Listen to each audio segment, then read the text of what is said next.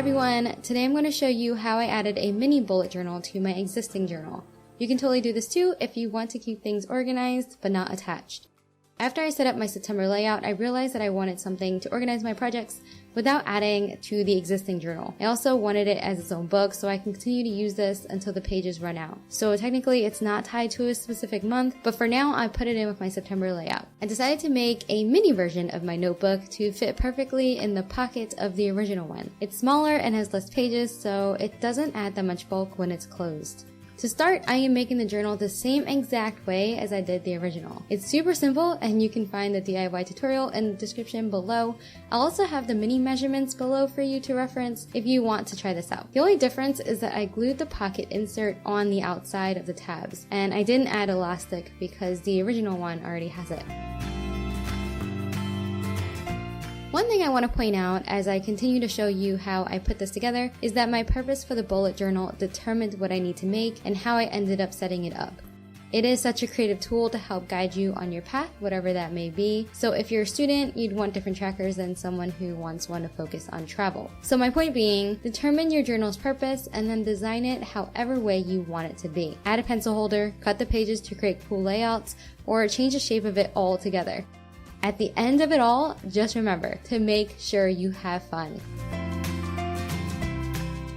Okay, I planned the layout beforehand to save us some time again, so now I'll walk you through my inking process. For the cover page, I wanted to tie it back to my main September bullet journal, but I didn't want it to be completely the same. I switched it out to a cute little magical squirrel who has flowers for its tail and is stacking its acorns. It's kind of similar to what I'll be doing in this journal as I keep adding projects to it. And then underneath that, I drew out the word projects using my main bullet journal for reference. I actually couldn't remember what font I was using, so I just winged it.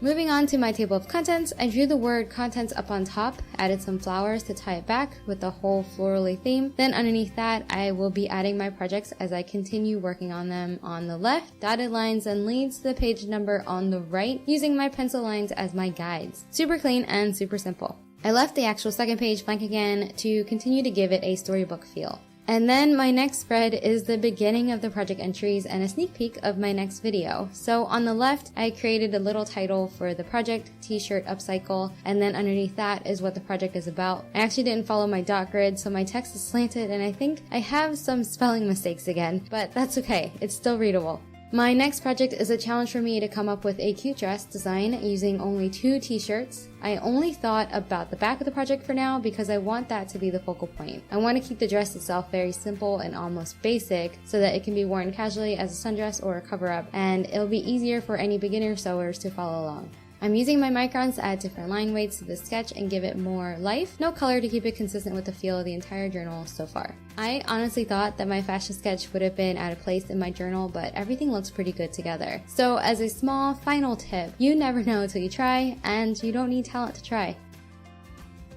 So here's a quick run through of my final setup. I love it so much and it turned out just perfect for what I needed. I hope this video inspires you to experiment and come up with something unique that fits your needs. Stay tuned for the reveal of the upcycle, subscribe and hit the little bell to be notified, and give this video a thumbs up if you like the video and want to see more DIYs, thrifted designs, illustrations, and more. If you have any suggestions for videos you want to see, write that in the comments below. Thank you so much for all your encouraging words and for watching.